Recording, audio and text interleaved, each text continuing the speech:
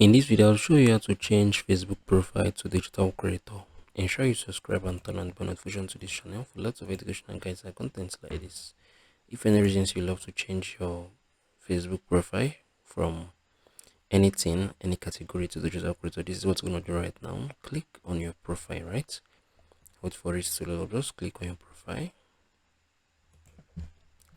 Right now, if you look at my profile, you can see that what is currently here is actor, right? So if you'd love to change it to digital creator, just click on the actor, right? Click on it.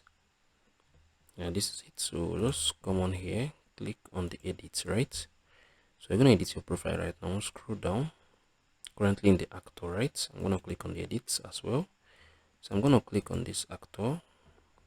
I'm gonna scroll down. Yeah. So you can see that this is the category. That is, I'm currently an actor, right? So I'm gonna just click on it. I'll come on there, I'll cancel this. I'm gonna type in digital creator. So I'm gonna click on the save, right? So right now you can see I just changed my Facebook profile to digital creator. So this is digital creator, right? So if I'm gonna refresh my page, right?